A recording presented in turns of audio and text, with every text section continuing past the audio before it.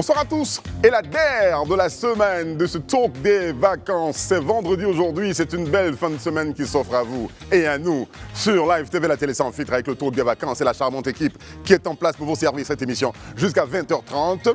On va vous demander peut-être dans cette émission de nous appeler pour intervenir sur nos questions à Panonceau parce que c'est des questions qui vous intéressent, qui nous intéressent et qui intéressent la multitude. Ok? Bienvenue à tous, c'est le talk des vacances qui commence sur Live TV, la télé sans filtre.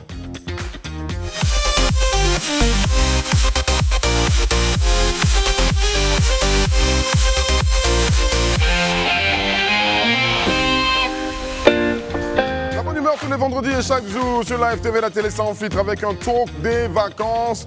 Des allures plus détendues, on est content de vous servir cette émission depuis le début des vacances. On va rester encore avec vous jusqu'au mois prochain, un peu devant. On ne vous dira pas exactement la date à laquelle on vous lâche, mais on aime être avec vous, soyez-en sûrs. N'oubliez pas de nous regarder sur les réseaux sociaux, de commenter et de partager le direct sur les réseaux sociaux. Rayana Assi, bonsoir. Mettez les cœurs, mettez les cœurs. Mettez les cœurs. Bonsoir. Bonsoir. Comment va-tu? Ça va bien. Ça va, oui. C'est un vendredi. On est vendredi vraiment. On confirme. Gandhi, est-ce que ça va? Bonsoir à tous ceux qui nous suivent de toutes les contrées du monde et précisément de tous ceux qui sont à Bobo. À Bobo. Salut tous les gens d'Abobo. D'accord, tous les gens d'Abobo. Le nom du village que tu as donné hier m'a vraiment fasciné. Oui. T'avais dit quoi? C'est Brokoyo, c'est dans le Gore et c'est par rapport à un événement qu'on a. Non, je ne parle pas de l'événement. Je parle de le Brokoyo. T'as dit quoi?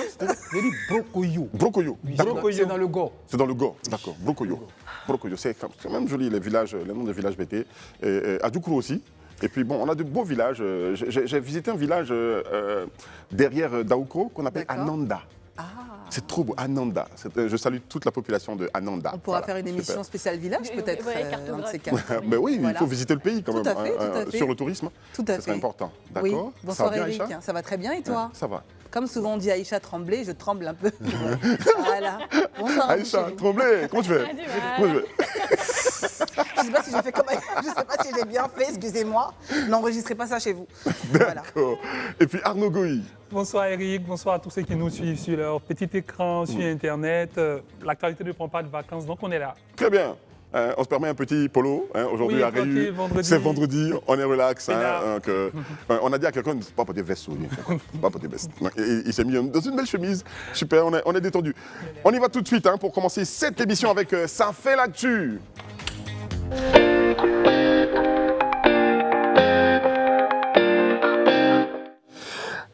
Appel de Beaunois, on en parle beaucoup sur ce plateau et partout dans les journaux et sur les réseaux sociaux. Après la rencontre avec le PPACI, Charles Blé Goudet dit prendre acte de cet appel. Il n'était pas à l'appel, il n'était pas à la rencontre, non, pas du tout, il s'est fait représenter, justement. Et le président du PPACI aussi s'est fait représenter.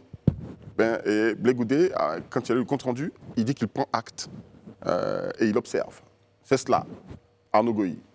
Oui, c'est cela, il dit qu'il prend acte et qu'il observe. On se rend compte qu'il n'a pas refusé l'appel de Beaunois, mais en même temps, il ne l'a pas saisi au bon. A priori, ce n'est pas un appel qui semble être créer de l'enthousiasme chez les partis politiques de l'opposition et dans tous les partis en général. Blé Goudet a longtemps tenté de rencontrer Laurent Gbagbo depuis leur aventure à la CPI, à La Haye. Il a essuyé beaucoup de refus, on lui a donné plusieurs excuses et jusqu'à aujourd'hui, malgré qu'il a fait un certain temps avec Laurent Gbagbo, il n'a pas pu le rencontrer. Et finalement, aujourd'hui, à l'approche des élections, on a recours à lui, on fait un appel de Beaunois, on appelle les partis à l'unité. Il est clair que dans de telles conditions, ce sera difficile que le COJEP se précipite pour dire oui à cet appel-là. Donc il est resté énigmatique avec toujours des proverbes, peut-être qu'on va y arriver. Mais en tout cas, formellement, ils n'ont ni dit oui, ni dit non. Mais le fait qu'ils ne s'empressent pas pour dire oui à cet appel est peut-être symptomatique de leur non-volonté d'adhésion. Très bien, ça ressemble au jeu du ni oui, ni non, ni jamais. Rien à assis. Non, j'estime que c'est quand même une position intelligente pour le moment. Je pense que pour certains partis politiques, c'est peut-être encore trop tôt. Certains préfèrent rester en observation jusqu'à ce qu'on voit un peu comment les choses évoluent. C'est très intelligent pour ma part parce que bon, il n'y a aucun refus catégorique. Il n'y a aucune forme d'acceptation non plus. Je pense que la volonté est vraiment de rester en observation, de voir comment les choses évoluent et de voir d'abord si le COJEP a réellement intérêt justement à s'affilier à cette union qui se dessine. On attend de voir les réactions des autres partis politiques aussi, voir à quel niveau, j'ai envie de dire, d'implication les partis politiques pourront vraiment répondre à cet appel. Parce que pour l'heure, il n'y a pas que le COJEP qui est en observation. D'accord. Et de toute façon, on avait regard sur le COJEP à cause du président du COJEP, fils de l'autre. Donc on se dit, depuis leur retour donc, de la haie, ils ne se sont pas rencontrés. Est-ce que cette rencontre sera bénéfique? Est-ce qu'ils vont se voir tous les deux pour parler, sans émissaire? Je pense que le contexte, en tout cas entre les deux personnalités politiques, donc Laurent Gbagbo et Charles Blé Goudet, joue pour beaucoup. L'historique joue pour beaucoup et je pense qu'aujourd'hui, la position de Charles Blé Goudet, de mon observation personnelle, c'est vraiment de dire j'ai tenté maintes fois qu'une rencontre se fasse. Ça a été silence radio, voire un refus indirect de me rencontrer. Aujourd'hui, on estime avoir besoin de mon parti et on me fait appel. Je reste en observation et je regarde jusqu'à ce que je manifeste un réel intérêt pour mon parti. Sinon, voilà. Et je trouve que c'est un pas plutôt naturel, plutôt intelligent pour son propre parti et pour ses propres intérêts. D'accord. Gandhi Kué, observation.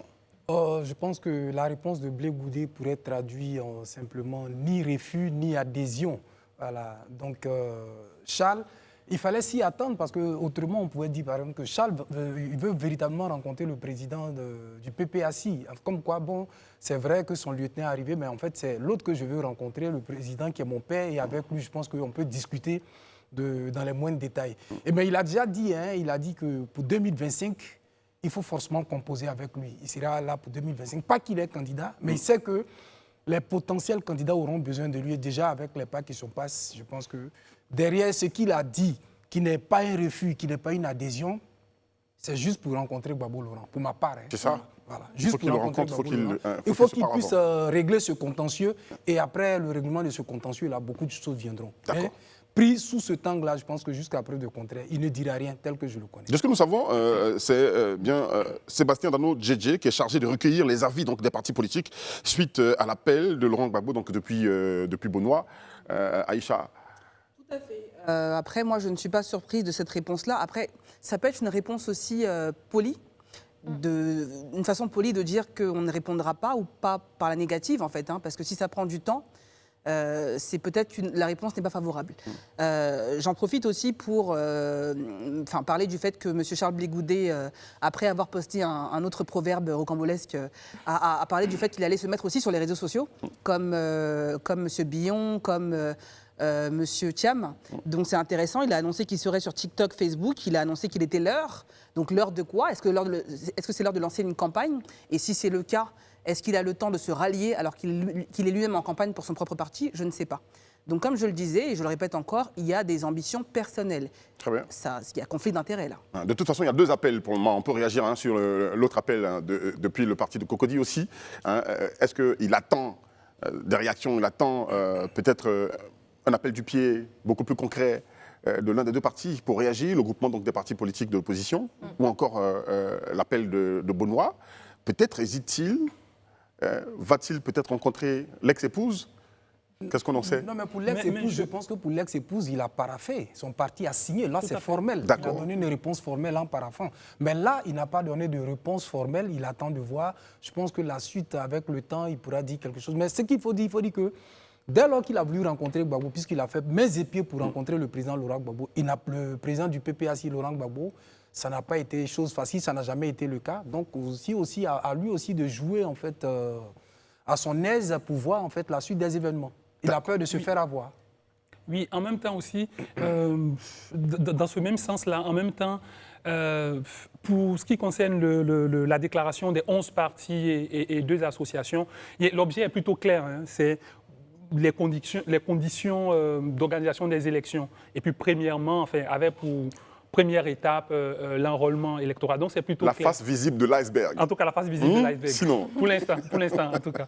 Pour l'instant. Donc, le document qu'ils ont paraphé, lui, en tout cas, il est clair. Il porte sur l'enrôlement, la prorogation de la date, etc. Alors que pour ce qui est de l'appel de Beaunois, ben, ça semble être une réunion, un rassemblement en vue des élections de 2025. Là, c'est beaucoup plus délicat. Quand vous demandez à des partis de partir avec vous, parce qu'a priori, ça semble être ça, quand vous demandez à des partis de vous suivre pour les élections de 2025, on ne connaît pas encore la teneur de cet appel, puisque ça n'a pas été divulgué. On a simplement dit qu'on a discuté avec des partis. Mais si c'est pour aller en coalition, ça demande beaucoup plus de temps pour se mettre en place. Alors que l'enrôlement, lui, est prévu pour la fin de ce mois. Se mettre ensemble pour demander qu'on prolonge la date, c'est beaucoup plus simple à faire que de rejoindre l'appel de Beaunois. D'accord. Dans ce jeu du ni oui ni non, est-ce que vous pensez que Charles Blé Goudé se fait désirer? La question est posée à tout le monde. Oui, Charles Blé Goudé se fait désirer et c'est de bonne guerre. Oui. Il doit quand même se faire désirer. Mais moi, ce que je veux dire, les deux appels, en fait, les deux appels ont les mêmes objectifs. Que ce soit l'appel de Simone, que ce soit l'appel de Beaunois, c'est les mêmes objectifs. Faire un front uni pour pouvoir dégager, en fait, l'équipe gouvernante qui est là actuellement. Mais Charles, il se fait désirer, c'est de bonne guerre. Parce que Charles a toujours voulu rencontrer le président du PPACI. Et c'est le président du PPACI qui est l'initiateur de cet appel. L'idéal, serait qu'il puisse le rencontrer, puisque à l'origine, il y a un contentieux. Charles l'a toujours dit, il y a des lieutenants de Gbagbo Laurent qui l'empêchent de rencontrer Gbagbo. Donc, si ces lieutenants aujourd'hui viennent à lui, il serait souhaitable qu'il croise d'abord Gbagbo avant que quoi que ce soit ne se décide. D'accord, j'aimerais que chacun réponde sur cette question. N'oublions pas non plus qu'il n'y a pas urgence aujourd'hui pour le COJEP justement de s'affilier ou de répondre à cet appel. Parce que déjà, quand on se met dans la position du COJEP, il faut regarder au fait qu'on a en face de nous le PPACI, qui est un parti qui est tout récent, bien que son leader ait un historique particulier avec la Côte d'Ivoire et bien long, mais il n'a pas forcément fait montre de leadership envers le COJEP non plus. Donc moi, je pense que c'est peut-être l'heure pour le leader du PPACI de faire preuve justement de leadership et de réussir à entamer une sorte de, pas de réconciliation, mais en tout cas de rapprochement avec le leader du COJEP. Parce que n'oublions pas que le COJEP est un parti qui existe depuis longtemps, qui a un certain ancrage, qui a une certaine influence. Ce n'est pas parce qu'ils ne sont pas vraiment actifs sur la scène médiatique en ce moment qu'ils n'ont pas de force donc de frappe.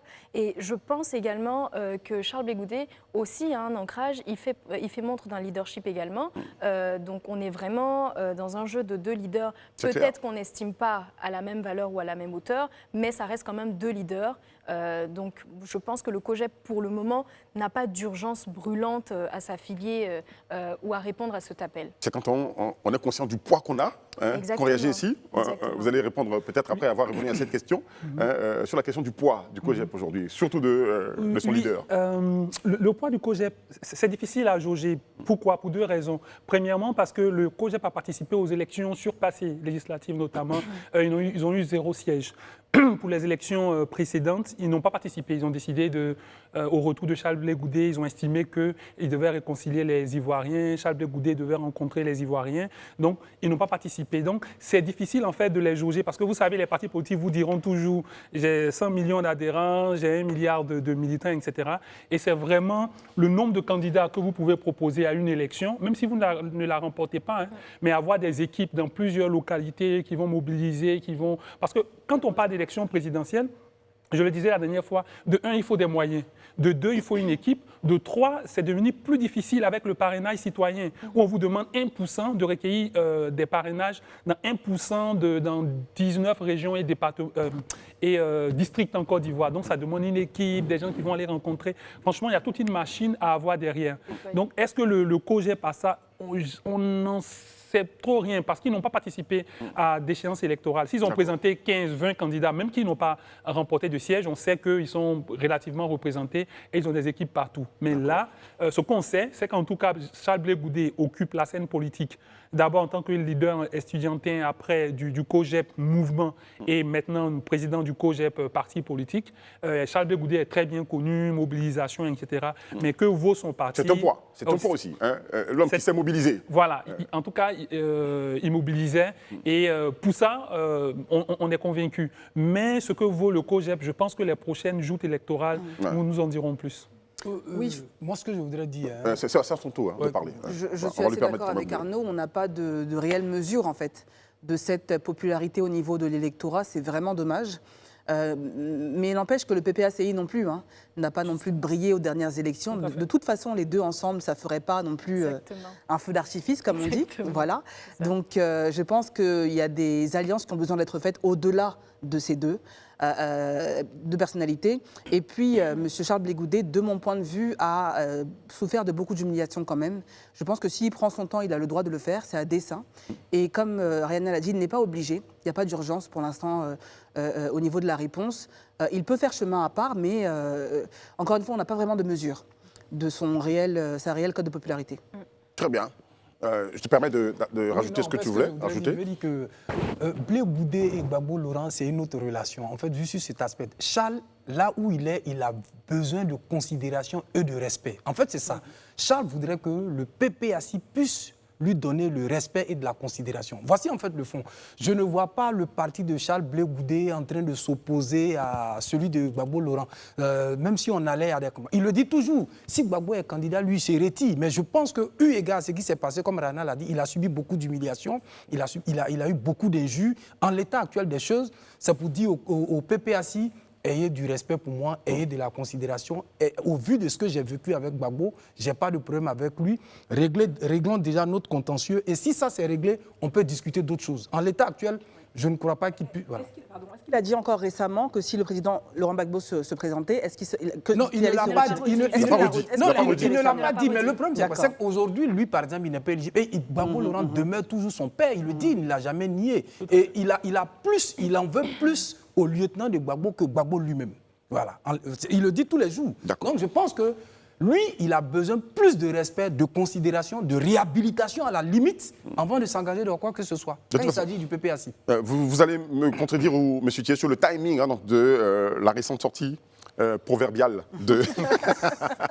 de Charles Blé Goudet. Est-ce que c'est après avoir reçu donc, la délégation du PPACI qu'il a sorti ce proverbe? On va le lire quand même et puis essayer de le décrypter. Je cite, « C'est le jour où les herbes envahissent de nouveau la cour que l'on regrette le mouton qu'on a chassé juste pour une peau de banane. » Fin de citation. Ouais, décryptage. Arnaud. Non, après, ce serait bien que Charles Blé Goudet nous dise les choses des fois, quoi, parce Clairement. que chaque fois, on Ne pas est trop réfléchir, c'est ça? Non, mais je pense que Non, c'est non, trop- pas Non, du mais tout. c'est clair. On est africain. La Mais en même temps, Oui, en en même même temps. temps, bon, je ne suis pas sûr qu'un seul mouton peut débroussailler toute une cour, mais très clairement, il affirme ce qu'il affirmait déjà avec l'histoire du marigot. Hein. C'est lorsqu'on a vraiment besoin de quelqu'un, en l'occurrence lui, quand on se souvient de lui, parce qu'on sent que l'herbe envahit. Bon, l'herbe, Mais c'est c'est tout ce qui est négatif, on se rend compte que ça devient difficile, on n'arrive pas à émerger. Si vous avez de l'herbe et de l'ivraie, ou bien du maïs même, je dis n'importe quoi, mais qu'il y a trop d'herbe autour, après c'est difficile pour ce que vous voulez faire émerger, d'émerger. Donc, D'accord. Et la question de la peau de banane, qui est, la peau oui, de non, banane. la peau de banane, c'est simplement peut-être qu'il a, enfin, le mouton a réclamé juste un tout petit quelque chose, on le lui a refusé, et puis finalement, on se rend compte que le rôle qu'il jouait était beaucoup plus important que ce qu'il réclamait. D'accord. Aïcha. J'allais dire, on va assigner à Arnaud la charge, donc chaque fois qu'il y a des proverbes, de pouvoir nous les De faire le nous les décryptage. décrypter. Voilà, les proverbes. Bon, Aïcha. en d'autres termes, c'est quand on a besoin de moi qu'on m'appelle. C'est ça. Voilà. Donc, C'est ça. On m'avait je pense chassé parce que que- j'avais peut-être fait une erreur. La peau de banane. La je- peau de banane. C'est ça. C'est quoi cette peau de banane? Justement. Pour une petite Pour laquelle- tâche, pour une petite tâche, bon, on me chasse comme ça, et puis bon, aujourd'hui, on a besoin de moi. Moi, ce que j'aime particulièrement avec cette publication, c'est surtout la posture. Je ne sais pas si vous voyez la connotation du allumer la télé, qui veut dire regardez la suite, regardez ce qui va arriver. Détenir la télécommande aussi. C'est ça, exactement. Donc vraiment, moi, je trouve, en tout cas, moi, je prends toujours plaisir, en tout cas. Est-ce qu'il n'est pas en train de dire il est l'heure, c'est moi qui gère je veux dire, c'est moi qui j'ai le Finalement, contrôle. Il a le contrôle avec la son petit commande, sourire finalement. plein d'assurance. On attend de voir quand même la suite, hein, parce que la politique, ça reste quand même la saine appréciation des réalités du moment, donc il ne faut pas aller trop loin dans les spéculations avec les autres. D'accord. Et il a annoncé dans sa publication Facebook, qui a annoncé qu'il allait aller sur TikTok et d'autres réseaux, qu'on pourrait lui donner aussi des proverbes, parce qu'apparemment, il aime autant en donner qu'en en déceler. Voilà. Non, là c'est vrai, comme Arnaud l'a dit, mais moi je vois autre chose. Charles montre qu'il est indispensable.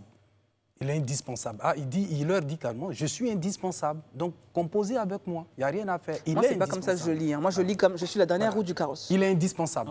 C'est comme ça que je D'accord. lis. C'est la même chose. Hein. On aura toujours besoin. La dernière de- roue est Voilà. indispensable. Voilà. Je suis indispensable. Voilà. La, On aura toujours besoin. la dernière de- roue qui fait tenir le carrosse. Je suis indispensable. c'est vrai. Surtout Très quand bien. il s'agit de Il y vous. a des carrosses aussi D'accord. qui... Si on veut décrypter chacun des proverbes de Charles Blé Goudet, on va finir cette émission.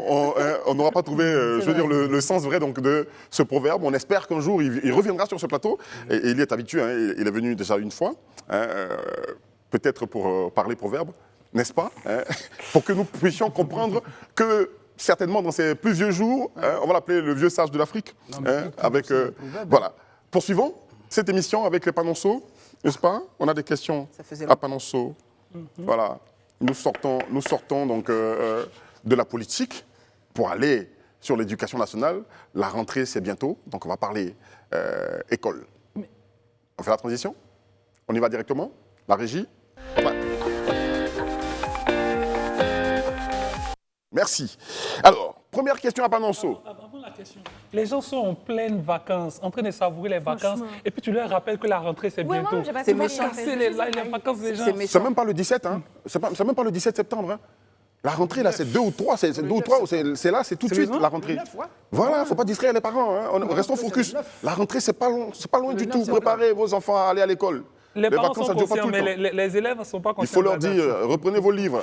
Hein, chez moi, à la maison, il y a les cours de vacances, et puis il y a les répétiteurs, tout Mais ça. la Tout question, s'enchaîne, on a Marie, fini les Attends, vacances. s'il vous plaît, on est vendredi. On y va? On est vendredi? Oui, Faut pas qu'on stresse? Calmez. Oui, non, il y a D'accord, très bien, Tanti. Non, mais est-ce que les élèves même sont devant le toc vacances là? C'est ça que je me demande. Il y en a qui y sont quand même. Hein. Alors, question.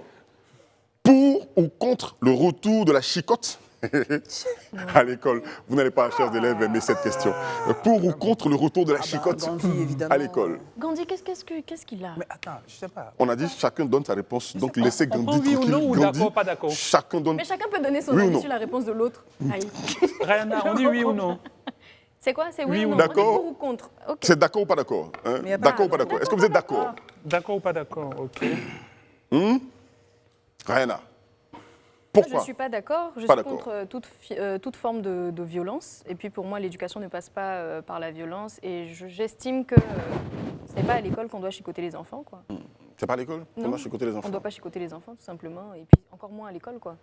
D'accord. Aïcha, pourquoi pas d'accord? Moi, je l'ai dit ici une fois, la violence est un aveu d'échec. Je ne vais pas aller dire que la violence verbale est un aveu d'échec et encourager la violence physique. Je veux dire, si on passe à la violence, aux mains, c'est qu'on a échoué au niveau des mots. Il y a des gens qui sont violents parce qu'ils n'arrivent pas à s'exprimer, en fait. D'accord? Donc ça, c'est un aveu d'échec. Il faut dialoguer avec l'enfant. Sinon, l'enfant reproduit ça. Et si on remarque bien, les enfants battus sont généralement élevés par des parents qui ont été battus aussi. C'est un schéma qui est simple. Et des parents battus, c'est aussi des professeurs qui deviennent professeurs aussi. Donc, on ne peut pas se faire battre à la maison et se faire battre à l'école aussi. Ça n'a pas de sens. L'éducation peut se faire sans violence et réussit très bien sans violence, d'ailleurs. C'est un aveu d'échec. Sur cette question-là, je voudrais quand même que quelqu'un regarde les commentaires hein, sur le direct, hein, s'il y a des commentaires des gens qui répondent à cette question. Bon, les gens vont dire que la chicotte les a aidés. Rihanna, regarde. Rihanna, Moi, elle jette moi, son coup d'œil. Non, on m'a chicoté aussi, hein, je précise. Mais on prend l'avis quand même du pas Ouais, d'accord moi- de Arnaud. Oui, moi je ne suis pas d'accord. Moi, je ne dirais pas jusqu'à ce point-là, mais je ne suis pas d'accord à cause d'une expérience personnelle. T'as chicoté? Oui, au CP1, je faisais bénévole parce que je crois que j'avais 3 ans, etc. J'étais très bien, deuxième de classe. On avait un maître qui nous chicotait tellement que je n'ai pas terminé l'année, en fait. Et bon, malheureusement, il est décédé après et j'ai dû faire le CP1 normalement. Mais pourquoi et puis- c'est toi qu'on chicotait? Qu'est-ce que tu fais? Non, c'est pas moi seul, c'est toute la classe. Et il y avait même des jours où on Mais toi, le jour où était on t'a chicoté, qu'est-ce que tu as 40, fait Non, je crois 40 ou si on 45. chicotait Arnaud, c'est qu'on chicotait tout le monde. Si on était 45 Il est trop sage, quoi. Un deuxième con chicoté. Laissez-le terminer. On était 45, je pense, dans la classe. Mais il y a des jours où on se retrouvait à 11 ou 12 en classe. Tout le monde parce a que fui. il chicotait plus que les autres maîtres. Franchement, avec des, bon, il était très... Les parents étaient au courant qu'il chicotait? C'est Oui, oui, il y a certains On parents laissait qui se faire. plaignaient, il y a d'autres qui appréciaient, mais franchement, c'était difficile. Et moi, je n'ai pas terminé l'année Il y a à cause d'autres qui de appréciaient. cela. Et puis j'ai dû faire le CP1 après, normalement, et puis ça s'est mieux passé après. Donc, cette expérience-là, pour moi, en tout cas, a été assez compliquée. Je bégayais, je n'arrivais pas à parler. Ça, c'était l'une des raisons. Donc, quand je veux répondre, que je tarde trop à répondre, Je bégaye, c'est pas de ma faute. Voilà. Et c'est pour ça qu'à 3 ans, il Oui, t'a chicoté. oui, bien sûr, bien sûr. Un Il faut professeur. avoir l'avis du maître. Non, mais parce il que est si censé c'est l'avis être d'un autre, là, il y a un problème. Le maître n'est plus, le maître n'est plus. Ouais, mais donc, Pardon. il faut laisser les Non choses. mais excuse-moi Gandhi, dans la pédagogie, il y a de la patience aussi. C'est ça qu'ils sont censés être pédagogues. C'est beaucoup, beaucoup de patience, surtout avec un enfant. D'accord. Mhm. Le seul qui est d'accord. Bon, oui, en fait, On vous c'est- écoute, monsieur. ce qui importe, moi je dis toujours, c'est des avis. Hein. Vous voyez, les mentalités occidentales et les mentalités africaines sous nos tropiques sont différentes. Mais les Africains ne sont pas plus intelligents. Non, moi, je n'ai pas mieux parlé éduqués que d'intelligence. les Non, Occidentaux. vous voyez, parce que la chicote, ce n'est pas la barbarie. On ne demande pas aux enseignants, mais c'est pour dissuader. Puisque le constat montre tout simplement que chez T'as nous... dissuadé qui? Mais laissez Gandhi Si, je s'exprimer, peux pas s'il parler, vous plaît. Non, on est dans un débat. C'est vrai. Les avis sont partagés. Tu as quand même. raison, tu as raison. Ne me chicote. Donc moi, je suis pour la chicote à l'école, en fait, utiliser vraiment à bon escient, comme on le dit, parce qu'il ne faut pas exagérer. Si la chicote peut dissuader, ne serait-ce que la présence de la chicote, si ça peut dissuader, parce que souvent on a la chicote, on peut même la taper sur la table, ça peut effrayer l'enfant. Ce n'est pas aller frapper l'enfant pour le blesser, en fait, de façon... Voilà. Puisque les mentalités africaines chez nous, les enfants, ils ont plus peur quand ils voient la chicote, mais ce n'est pas pour aller les chicoter comme on serait en train de tabasser, en fait, certains voleurs, bien certains délinquants. Nos mentalités ne sont pas au même niveau que les mentalités occidentales. Il y a des enfants à qui on parle, on dit bon, ils comprennent. Il y a des enfants à qui il faut forcément effrayer avec la chicote et puis bon, il essaie de mettre de l'eau dans son vin. Voilà. Pris sous ce angle-là, je suis pour que la chicote revienne parce qu'elle peut remplacer un peu le civisme, un peu voilà, à d'autres niveaux. D'accord. Donc c'est ce que je voudrais dire. Alors, c'est toi qui vas répondre à cette question. Est-ce que tu penses que, je veux dire, l'incivisme a augmenté depuis l'arrêt de la chicote? Tu penses que ça a eu des conséquences, le fait qu'il n'y ait plus de chicote à l'école? Oui, je pourrais le dire, mais en fait, tout est aussi lié à l'environnement, aux choses, comme on appelle, du pays, la politique, avec tout ce qui y est arrivé. Je donne un exemple, hein, ce n'est pas que je vais faire de la comparaison, mais depuis qu'il y a eu, vous voyez, depuis qu'il y a l'incivisme, on a l'impression que les gens ont raté une certaine éducation. Il n'y a plus de peur. On n'a pas peur des choses comme on On peut se mesurer au professeur, on peut se mesurer à l'enseignant, au maître, à la maîtresse. L'impunité, Ouais. voilà, vous voyez. Mais avec la chicote, quand même, on savait quand même en fait diluer. Pour moi, c'est de ramener la chicote, mais de façon plus... Plus discipliné, rationnelle, peut-être, plus rationnel, discipliné. ouais. Voilà, plus c'est- maîtrisé, de façon plus maîtrisée. voilà, un peu. D'accord. Moi, une Parce chose qu'il y a que je peux des vous dire. récalcitrants. Oui. Il y a des récalcitrants dans nos écoles, il y a des récalcitrants. Les Mais, enfants sont très par récalcitrants. exemple, Oui. par exemple, ceux qui arrêtent les cours avant les congés, Merci, congés qui anticipés. sont encore tout petits. Voilà. Et Dans la notre temps, dernière quand fois, nous frappons, on ne peut pas avec- faire ça. Hein. On a vu avec le ministère de l'enseignement, le ministère de l'Éducation nationale et du service civique, le ministre Touré, qui avait pris les récalcitrants et on les avait envoyés dans un centre civique où ils ont été redressés. Ouais, mais quand ils sont sortis de là, je pense que voilà. Mais il faut discipliner les gens. Si c'est la chicote qui peut s'imposer pour certains, il faut l'utiliser. Voilà. Voilà. Si pas chicote, vous qui avez dit pas chicote, Non, non, mais enfin, on a si pas chicote, l'impression- quelle solution? On a l'impression Oui. qu'on pardon. Non, On vas-y, a vas-y. l'impression qu'on parle un peu de terreur, terroriser. Encore une fois, moi-même, on m'a chicoté, mais c'est pas, je veux dire, c'est pas la solution à tout. On n'a pas besoin de terroriser des gens, en fait. La preuve. C'est abrutissant. Il faut y aller Je veux avec dire, non. beaucoup de maîtrise, Quand c'est ça que tu veux dire? Exactement. Maîtrise de soi, déjà pour commencer. Quand on est adulte, normalement, quand on donne des cours à des enfants. Et puis quand on est, comme on appelle ça, je dis pas que c'est pas utile, hein, parfois, de corriger son enfant, pas le professeur. Mais je veux dire, quand on terrorise, il a dit, ils n'ont pas peur, ils n'ont plus peur. Mais je veux dire, le fait d'avoir peur, ça dissuade aussi quand on a des questions, par exemple. Le fait d'être en difficulté. Si un enfant, je me réexplique, si un élève ou un enfant a des difficultés, à qui est-ce qu'il va? Est-ce qu'il n'aura pas peur en fait de lever la main, de demander à son professeur, voilà, je ne comprends pas ci ou ça, puisqu'il va se dire que il est un peu vu comme un vaurien dans ce cas-là, puisqu'on le chicote pour tout et pour rien. Ça peut aussi dissuader l'élève de demander d'aller vers son enseignant, de comprendre certaines choses en fait. Vous voyez, donc c'est important d'être dans l'écoute et la pédagogie. D'accord, on va chuter rapidement. Oui, rapidement. Je disais qu'il y avait d'autres formes de sanctions également. On nous faisait souvent recopier plusieurs fois, je ne fais plus Aller au ceci, coin, il y a 4 pomper. coins, il y a pomper, il y a beaucoup de choses aussi au-delà de la chicote. Après, les enfants, là. ça les abrutit. Hein. C'est important de savoir ça. Et puis, l'école, c'est le premier levier de formation à la vie sociale. Donc, quand tu es habitué à ce qu'on te chicote, mais quand tu sors de l'école, Faut au pas qu'on travail, soit habitué. on va pas te Il chicoter. ne faut pas qu'on en soit fait. habitué à chicoter. De temps en temps, il y a de la folie dans le cœur des enfants. Et il faut Mais pourquoi on va corriger taper sur son le corps enfant. d'une personne, en fait, pour D'une certaine corriger façon, mais bon, pas pour y mettre de la ferme violence à blesser ou à... Mais pas du tout. depuis les Mais les décennies, enseignants- Petite mais fessée. depuis les décennies où on frappait Petite les chicotte enfants, sur les quel mollets. résultat est-ce que ça a donné en C'est ça fait à que j'aimerais l'éducation savoir. Où ivoirienne sont les chiffres comparé en fait à tous les pays où on ne frappe pas les enfants? Moi, je pense qu'à un moment, c'est important d'arrêter de juste trouver des raccourcis faciles en disant qu'on frappe, ça dissuade. Non, ça ne dissuade pas. Ça crée des enfants rebelles, ça crée des enfants qui sont violents, ça crée des enfants qui ont des revanches sur la vie ou des enfants qui normalisent en fait dans leur leur tête, le fait de se faire frapper ou de frapper des gens. Eric n'est pas content du tout. Non, pas que je ne sois pas content, je ne suis pas pour qu'on chicote à tout va. Non, pas du tout, mais bon, petite correction de temps en temps sur les moulets. Chicoter, c'est pas chicoter de façon en fait barbare, comme on le dit. Bah Chicoter, voilà. c'est pas de façon Mais on barbare. voit ce qui se passe non, dans les écoles. parce que non, c'est pas qu'on voit. On dit pas aux enseignants de frapper à tout va comme les élèves. On dit pour dissuader. Et quand on dit dissuader, c'est pas forcément aller, c'est pas le quotidien. Il y a dans nos conceptions africaines, les Africains, ils ont plus enclin à avoir peur de la chicote que des conseils. Ça, c'est abrutissant. Oui, non, c'est pas qu'on va pour chicoter forcément l'enfant, mais il faut quand même pouvoir lier les deux et lui parler et par moment utiliser la chicote. D'accord. Moi, mon avis sur ce point, je ne voudrais pas que l'école fasse peur, en fait. C'est-à-dire, quand je me réveille le lundi ou le mardi pour aller à l'école, j'ai envie d'aller à l'école parce que je vais apprendre. Mais quand je pense que le maître va me frapper, Mais etc. attends, moi, je comprends pas. Une chose est sûre, il ne faut pas. Une chose est À la maison, sûre, encore, ça va, hein. on n'a pas demandé aux enseignants d'y mettre beaucoup de violence. Bon, de toute façon, on n'a pas ramené la chicote à l'école, ok. On n'a pas ramené la chicote. C'est pas sur la table de discussion donc en ce moment, non pas du tout, ok. Et puis bon, si c'était le cas. On n'a pas dit de violenter les enfants des gens jusqu'à les blesser, gens. Ils ont peur de venir à l'école. Comme Arnaud a fui, il a fui l'école. Il ne faut pas le faire. Il y a une autre façon donc, de corriger l'enfant. Même si certains livres, des livres saints disent que la folie est dans le cœur des enfants, il faut corriger cette folie de temps en temps pour pas que l'enfant se perde. Mais il faut y aller tout doucement. Faut y aller tout doucement. Je ne sais pas si moi je vais supporter que à 3 ans, un enseignant frappe mon enfant jusqu'à ce qu'il ait peur d'aller à l'école. Ah, ça va chauffer à l'école. Mais bon, de toute façon, c'est pour éduquer les enfants. On va trouver de bonnes solutions, n'est-ce pas? Poursuivons cette émission, bien sûr, avec le tirage au sort. Le tirage au sort pour les Cora. On envoie la calebasse tout de suite. La calebasse arrive. Axel arrive avec la calebasse. Axel. Axel, tu peux venir avec la calebasse. Voilà, Axel.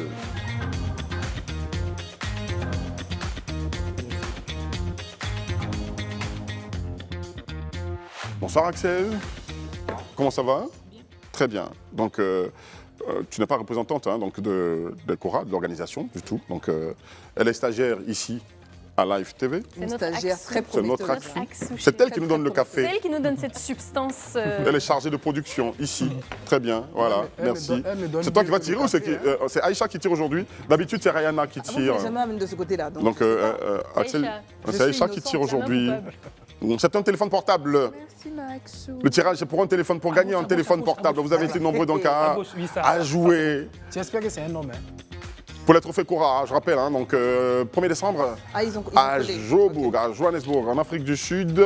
C'est Le numéro de téléphone vient du Gabon. Ouais, avec le préfixe plus 241 77 40 74 91. Bravo, La régie est en train de chercher. Le nom qui colle à ce numéro de téléphone. C'est qui est gagnant, qui nous regarde Du depuis le Gabon. Libreville, C'est peut-être. bien Madame Ornelia Oyani. Oyane, très bien. Bravo. Ornella Oyane, vous êtes gagnante d'un téléphone portable. Bravo. Si vous n'avez pas la possibilité de venir du Gabon, je peux le garder pour vous. Pour le tester, le temps que vous ayez le temps de venir. Quand elle vient, elle va prendre. Et quand vous venez, vous prenez en seconde main. Voilà. Merci Axou. Merci de nous avoir aidés sur Merci, ce Axou. point. D'accord. Voilà. Je ne veux pas répéter ce que quelqu'un m'a dit à l'oreille depuis la régie. On imagine. D'accord. Je ne sais pas si on... On va poursuivre cette émission. On a un petit magnéto. D'accord? Du dernier tirage au sort. Voilà, très bien. On a un petit magnéto qu'on va regarder maintenant. Notre... Cora All Africa Music Award. Waouh! J'ai reçu mon téléphone, comme promis. Un téléphone intelligent qui parle toutes les langues vernaculaires de l'Afrique et donc qui parle le Yakuba aussi. Et je voudrais vraiment dire merci. Merci à Open, merci à Live TV et merci aussi au Cora qui m'a permis aujourd'hui d'être l'heureux gagnant et qui m'a permis d'avoir ce beau téléphone. Merci à tous. j'ai voté pour mon artiste, Roselyne Layo, qui est l'étoile filante de la musique ivoirienne. J'ai voté autant de fois pour elle au niveau des Cora. J'ai été gagnant. Merci beaucoup. The Cora All Africa Music Awards, live on your favorite channel. 1er décembre 2024 à Johannesburg, le trophée Cora. Donc vous allez continuer à jouer jusqu'à la date. Tous les vendredis, on fait un tirage au sort ici pour remettre soit un téléphone portable, soit un billet d'avion pour vous permettre de vous déplacer en Afrique du Sud pour assister à ces trophées Cora 2024. Avant de recevoir notre invité, on a un invité qui va venir sur le plateau et parler sport avec nous. Mais avant de le recevoir, on va revenir sur les commentaires quand même concernant le sujet sur la chicotte à l'école, le retour de la chicotte. Alors, il y a Luc Mermoz quand même qui s'est moqué d'Arnaud, qui a dit « Arnaud n'est pas courageux, c'est tout. Oh, on m'a chicoté, raison pour laquelle j'ai fui l'école. » Et il rigole. Alors, on a principalement de grands chicotés qui sont très d'accord avec le principe de la chicotte parce qu'ils estiment que c'est ce qui les a formés. Nous acquattera, nous tous. On en a quelques-uns qui sont contre le principe de la violence. On a par exemple... on a Gorgean Dupac qui nous dit je bossais beaucoup pour éviter la chicotte au primaire. Donc lui, il a trouvé vraiment... Alors on dit en principe la chicotte doit revenir pour le bien-être de l'école ivoirienne. Pour les Africains. Non, moi, On a Manassé Karamoko qui dit vraiment, nous autres là, on a trop souffert.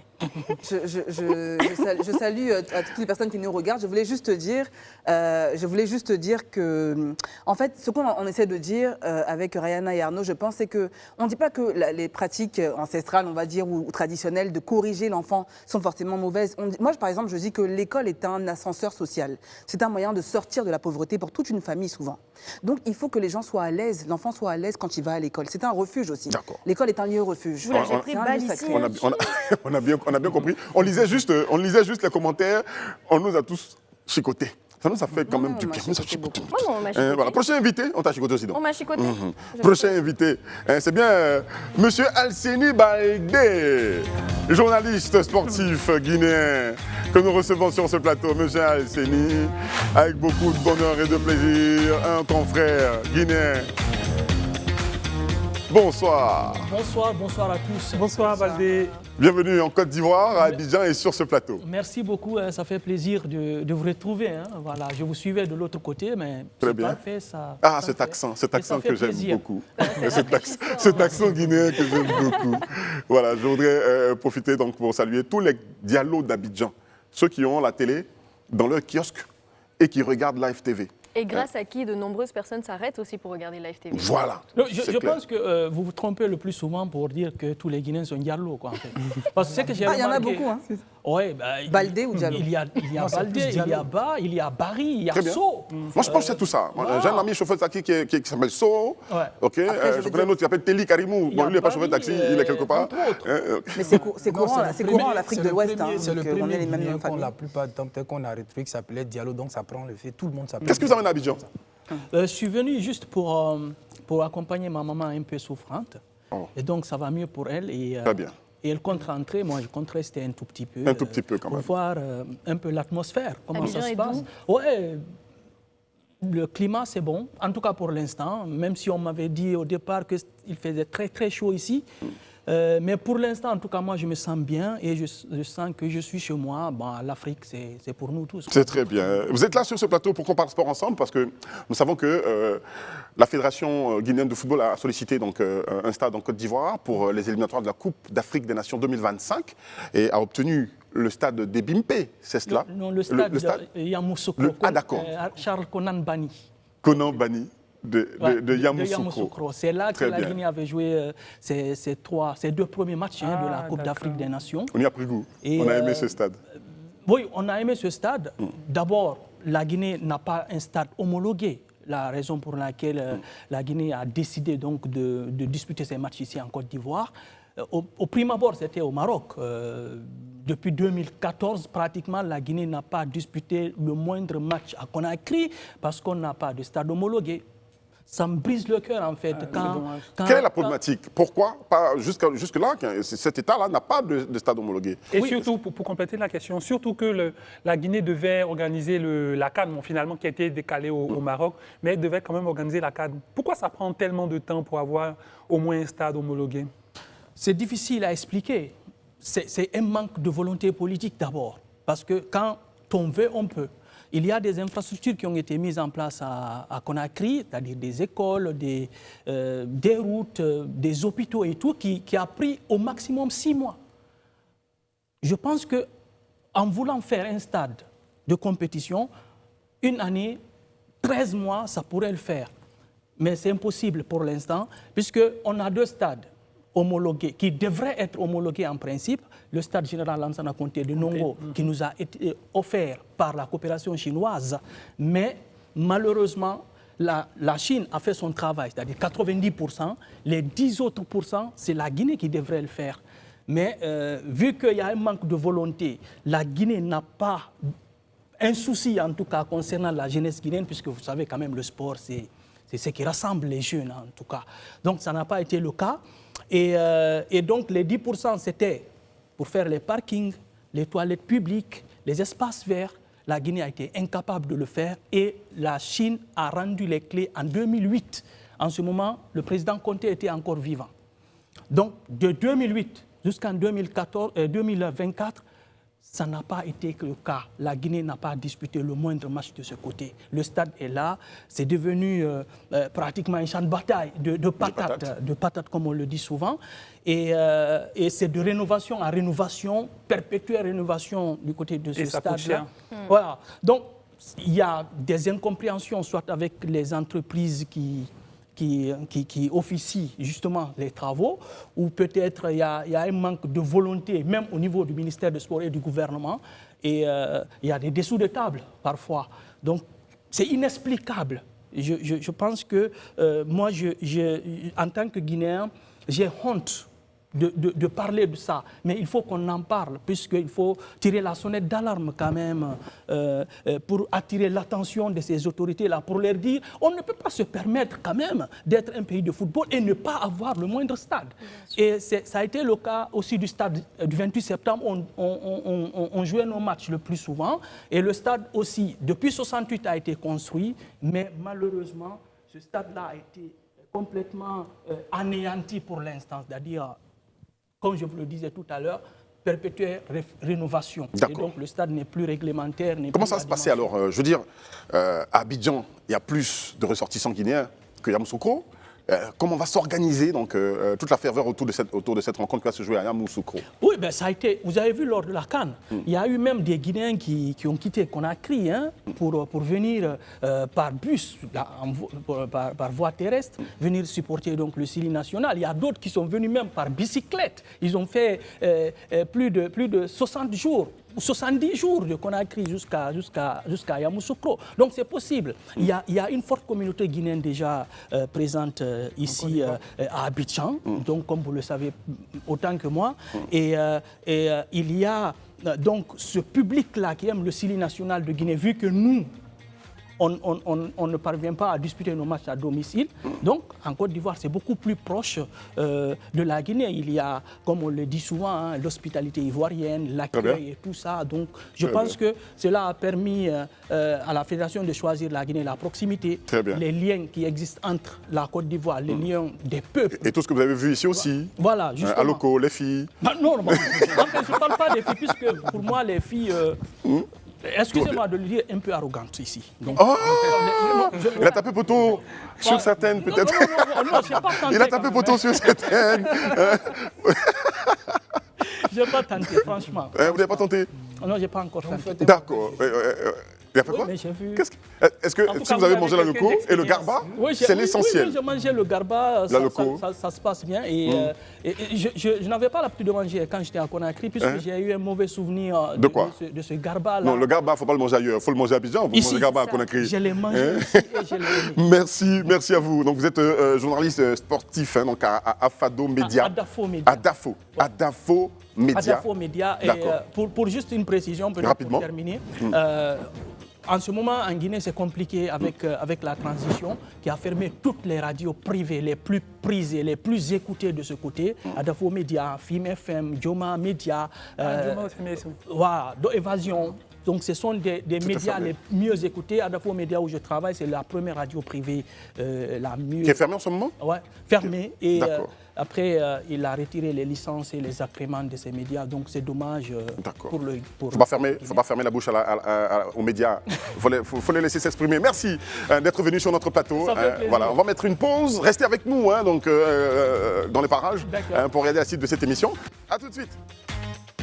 Vous démarrez bien votre week-end quand vous êtes avec nous sur Live TV, la télé sans filtre, à regarder le tour des vacances. Et nous allons débuter cette deuxième partie avec les panonceaux. Encore une question à panonceaux pour vous.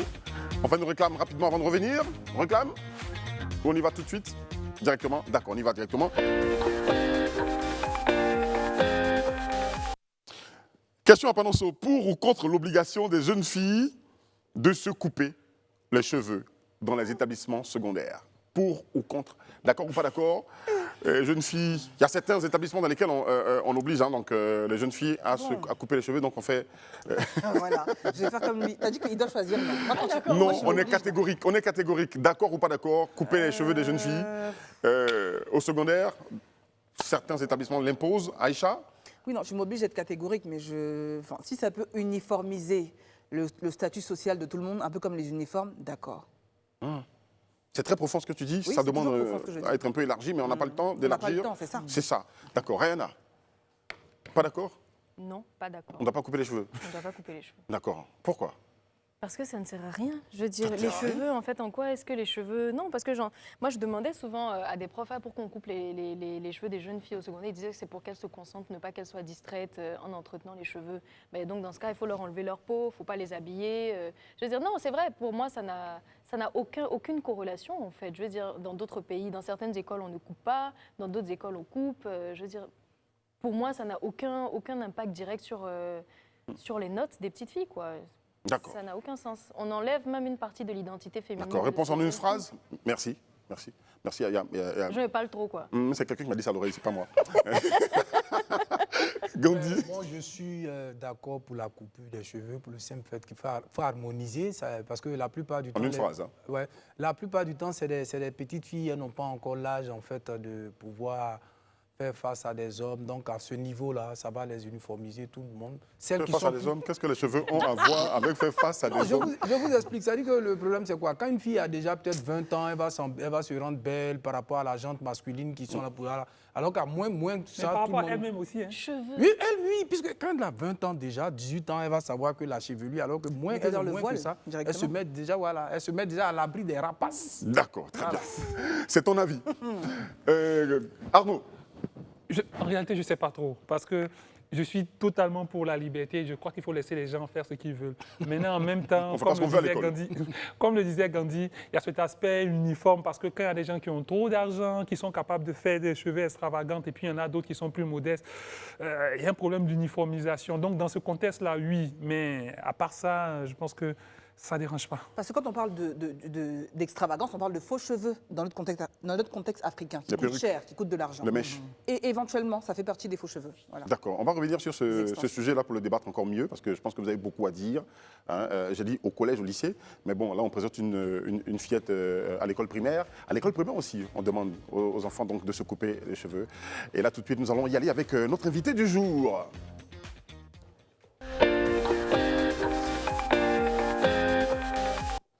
Et notre invité du jour, c'est bien l'honorable Adjaratou Traoré que nous recevons à nouveau sur notre plateau. L'honorable pour ce vendredi vient nous tenir compagnie. Et ça nous fait plaisir donc de recevoir l'honorable. Vous n'êtes pas content? Je dis que ça nous fait plaisir, vous ne souriez pas. Ils sont tous contents. Non, on veut juste Bonsoir, être sûr honorable. qu'elle est bien assise, qu'elle est bien installée. Elle s'est bien installée. Honorable, c'est vendredi aujourd'hui. Bonsoir. Qu'est-ce qu'elle a dit? Non, elle ne demande rien. D'accord. Ça, c'est un secret à laquelle on meurt. Mais arrête ton secret. D'accord. Honorable, bonsoir. Oui, bonsoir. Ça va très bien. C'est un beau vendredi aujourd'hui. On va vous dire bon Juma. Vous avez fait bon Juma. C'est cela, c'est ce qu'on dit. Hein, bon Juma. Très bien. Voilà. Merci de répondre encore à notre appel. Merci, merci. On a fait vite la dernière fois. C'est moi qui vous remercie. Je deviens Une habituée Une habituée de notre plateau, finalement. de votre plateau. Tout ça, c'est pour notre finalement. plaisir. On est content de vous avoir Ah, ici. d'accord. Très bien. Non, le plaisir est partagé. D'accord. La Côte d'Ivoire est un pays de paix, de réconciliation et puis de pardon. On a reçu le député Sagna, qui était pour une raison précise à Abidjan. On a appris que vous avez reçu et logé la délégation sénégalaise. Et il y a eu, on a vu des images sur les réseaux sociaux avec une belle prise, avec le député Sagna. Alors, à quelle occasion? Comment ça s'est préparé? En fait, je pense que c'est dans le cadre des réunions délocalisées du Parlement de la CEDEAO.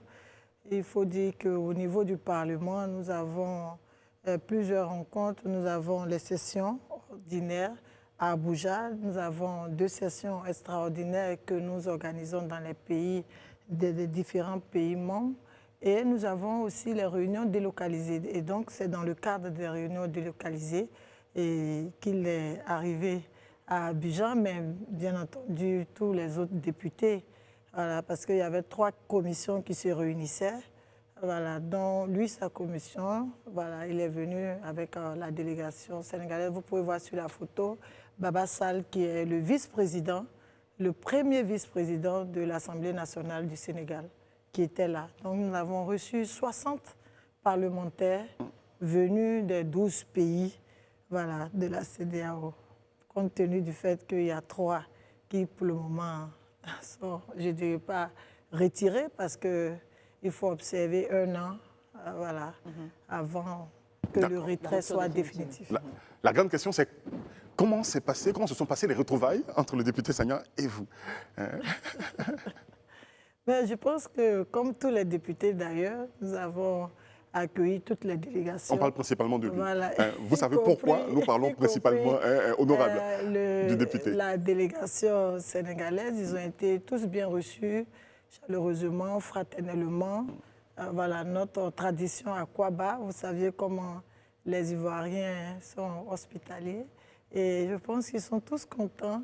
J'ai vu avant son arrivée sur sa page qu'il se méfiait, voilà, qu'il se méfierait des Ivoiriens, la nourriture, même à boire, il ne saurait pas comment s'y prendre. Mais je l'ai aidé parce que j'étais avec lui et je lui ai dit que bon, je mange avec toi pour que tu sois vraiment à l'aise et que tu saches que non, en Côte d'Ivoire, nous savons dépasser les choses. La meilleure nourriture au monde, quand même. Non, je disais qu'on a la meilleure nourriture au monde, quand même. Il faut le reconnaître. Mais il a dit quand le président du Parlement, de l'Assemblée nationale nous a reçus, il a dit qu'il est très content et réalise combien les Ivoiriens sont dignes. Il comprend maintenant, parce que c'est la 3e fois qu'il vient en Côte d'Ivoire, mais les autres fois, c'était un peu rapide. Mais cette fois, il a réalisé, il a été émerveillé du niveau de développement voilà, infrastructurel de notre pays. Et il comprend pourquoi nous sommes si fiers et nous sommes si dignes. Voilà, je pense que ça, c'est l'essentiel et c'est ce qui devait passer. Voilà. Et c'est bien passé? Ouais, et c'est bien passé, c'est de ça qu'il s'agit. D'accord. Vous savez ce que c'est que les bérets en Côte d'Ivoire? On ne peut pas laisser haut. On ne peut pas laisser. Il y a un antécédent, donc... En plus du député Sagna, tous les députés, tous les parlementaires venus des autres pays ont constaté le niveau de développement de la Côte d'Ivoire. Et ça, vraiment, en tant qu'Ivoiriens, nous sommes vraiment très fiers. Très bien. Voilà. D'accord. Honorable, le député Sana a parlé du fait qu'il souhaiterait en tout cas que des élections soient directement faites par les peuples pour ce qui concerne en tout cas les députés de votre Parlement. Qu'en pensez-vous? Oui, en fait, ça c'est un processus qui est déjà en cours. Hein. Depuis la législature passée... Vous êtes pour? Bien entendu. Oui. Depuis la législature passée, nous avons engagé le processus de l'élection des députés représentant la communauté. À partir de quand? Et ça, c'est un lobbying et c'est un processus en cours. Et comme je disais la dernière fois, c'est toujours les chefs d'État qui décideront, voilà, de ce fait-là, qu'ils acceptent que nous puissions être élus au suffrage universel direct. D'accord. Madame la députée, je voudrais savoir quel était l'ordre du jour de la rencontre. Ok, c'est une réunion délocalisée technique portant sur l'élaboration et le suivi du budget de la communauté. Voilà, donc nous avons reçu des experts de la commission. Et je me rappelle que la dernière fois, j'avais dit que, en fait, nous émettons des avis suite aux présentations et aux expositions faites par les experts, soit de la commission ou des institutions internationales. Est-ce que vous ne pensez pas que le rôle du Parlement doit évoluer? Parce qu'on se rend compte que le Parlement a un rôle, il fait des recommandations, des avis, mais il y a très peu de décisions, de prérogatives qui sont reconnues au Parlement de la CEDEAO. Est-ce qu'on ne devrait pas évoluer vers un Parlement beaucoup plus fort, qui aurait une voix beaucoup plus audible? Oui, c'est ce que nous essayons de faire à travers le renforcement de nos capacités, de nos prérogatives. Et donc ça, c'est des éléments que nous prenons en compte pour que le pouvoir du Parlement soit beaucoup plus renforcé. Mais il faut dire qu'à la base, c'est ce qui a motivé la création du Parlement.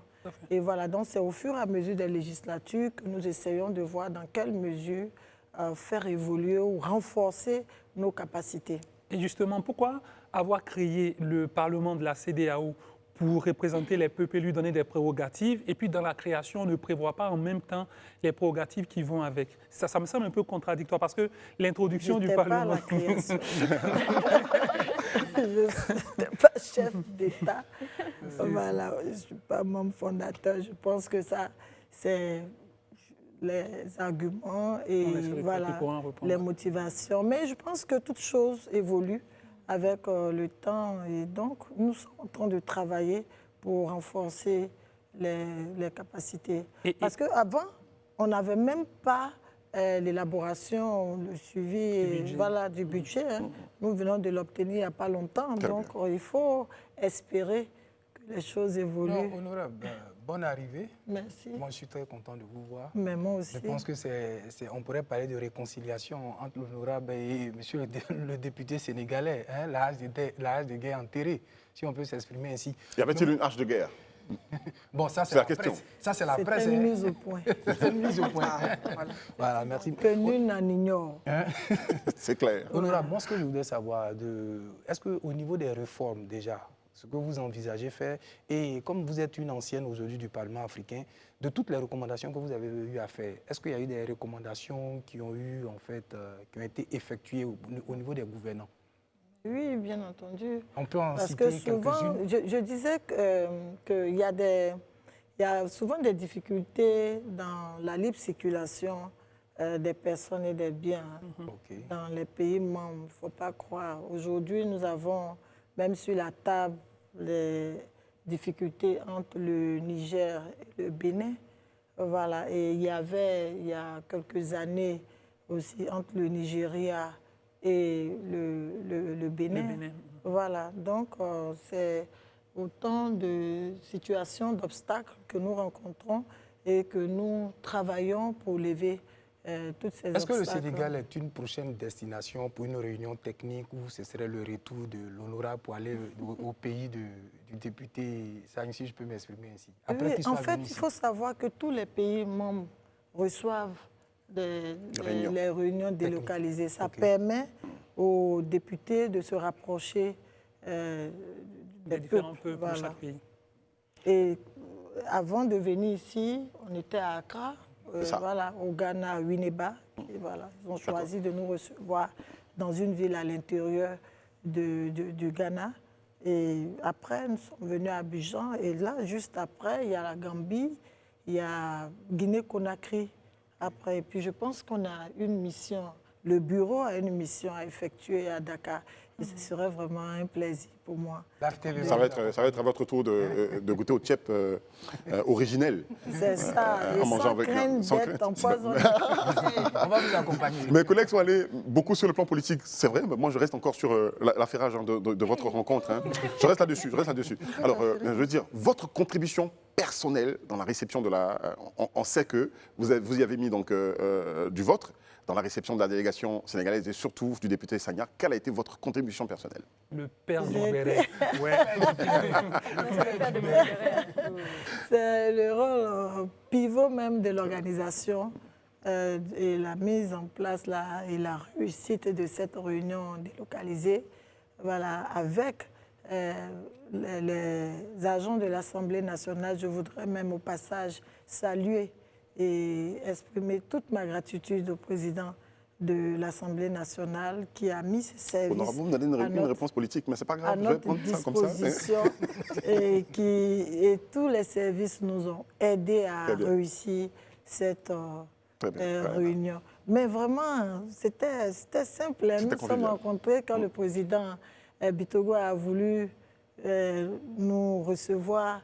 Le député Sagna a dit, mais bon, je n'ai pas demandé une audience, donc pourquoi on m'appelle à l'audience? Mais c'est moi qui ai demandé D'accord. au Quels ont été vos premiers président mots quand vous êtes vraiment de nous rencontrer. Première rencontre, Et, premier mot. et il était vraiment très content, et le président nous a donné des conseils et rappelé l'histoire qui lie nos différents pays. Et c'est pourquoi nous devons vraiment mener nos relations de manière fraternelle et dans le respect mutuel. D'accord. Il faut bien que je le rappelle, hein, donc, par contrainte de temps, donc, pour le député Sagna, on n'a pas pu l'avoir sur le plateau. Ça aurait été bien de l'avoir aussi. Il est parti hier. Il est reparti Voilà, hier donc. parce que nous avons fini la réunion. Mais j'ai vu tous les journalistes se ruer. Mais vous êtes affairés. C'est le métier qui demande ça. C'est le métier qui demande ça. On veut savoir quel était la suite. Mais bon, Vous cherchez, creuser. c'est ça. On lui Mais en même demande temps, tout le monde. nous sentons que l'honorable contourne un peu nos questions. C'est pas grave. On sait que... oui, non, je veux dire, c'était très bien et je pense que c'est vraiment passé. Hein. C'est Non, je vraiment pense que ça passé. s'est On l'a fait. reçu dans une ambiance vraiment de belles très Très bien. fraternelle. Très bien. Voilà, mais l'essentiel, c'est qu'il a compris vraiment qu'il peut parler, mais qu'il tienne compte un peu de la forme, comme je le disais tantôt, avec respect et courtoisie. Honorable, moi j'aimerais vraiment comprendre le poids du Parlement de la CEDEAO quand il s'agit justement des investissements qui sont engagés dans la sous-région. Jusqu'à quel niveau part son contrôle? Jusqu'à quel niveau part le contrôle du Parlement de la CEDEAO? Voilà, comme je le disais tantôt, nous, on contrôle, on élabore le budget. En fait, c'est la commission et ses experts qui élaborent, ils viennent nous présenter, nous donnons notre avis sur l'élaboration et nous suivons aussi le budget dans son exécution. Voilà, donc l'exécution peut aussi s'étendre sur des investissements et nous allons souvent faire des visites pour voir dans les différents pays comment les investissements sont réalisés. Alors le Parlement a un pouvoir de validation ou d'invalidation du budget, c'est ça? Ce n'est pas juste regarder ou faire des recommandations. Non, on n'a dessus? pas ce pouvoir. On émet des D'accord, recommandations et des d'accord. avis. Mais pourtant, je veux dire, les avis peuvent être aussi Oui. voilà, Bien argumentés. oui, bien argumentés, bien soutenus. Hein. Et ça peut bloquer l'exécution, mais on ne peut pas empêcher, en fait. Bien sûr. Voilà, mais on relève les problèmes et tout ce qui ne vont pas dans le budget. D'accord. Madame la députée, aujourd'hui, la CEDEAO vraiment a un carrefour de critiques, surtout avec la sortie des pays de l'AES. Quel commentaire vous faites de la CEDEAO aujourd'hui? Certains estiment qu'il faut qu'elle soit réformée, qu'elle ne correspond plus aux attentes d'aujourd'hui. Il y a beaucoup de critiques qui sont faites à l'égard de la CEDEAO. Comment vous les entendez? Qu'est-ce que vous en pensez? Je pense que toute chose s'expose à des critiques, mais pour moi, dans la sous-région, il n'y a pas meilleure organisation communautaire que la CEDEAO. Oui, dans le cadre de la libre circulation des biens et des personnes, parce qu'il ne faut pas oublier que c'est ça le fondement réel de la création de la CEDEAO. Et ça a été réussi dans la communauté en Afrique de l'Ouest. Voilà, on peut aller dans tous les pays sans visa, voilà, juste avec une pièce d'identité, même le passeport. On a la pièce d'identité de la CEDEAO, on a le passeport de la CEDEAO, mais c'est ce qui n'est pas pareil pour les autres organisations communautaires en Afrique du Sud, comme voilà, en Afrique de l'Est ou l'Afrique centrale. Donc la CEDEAO est la meilleure organisation, pour ma part, communautaire dans la région. Honorable, encore une fois, merci d'être venu sur notre plateau et merci d'avoir accepté donc, de répondre à toutes ces questions. Pourquoi toujours ça finit vite? Vous avez... C'est là où Vous avez un message particulier c'est en certainement. train à de donner. finir. On a l'habitude, on a quelquefois l'habitude de recevoir des autorités pour faire une émission spéciale avec. Non, c'est juste Peut-être pour- que on aime vous entendre parler Juste aussi. taquiner.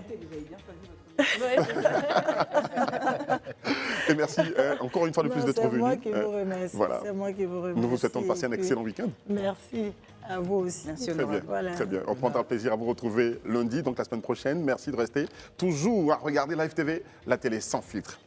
Shalom. Shalom.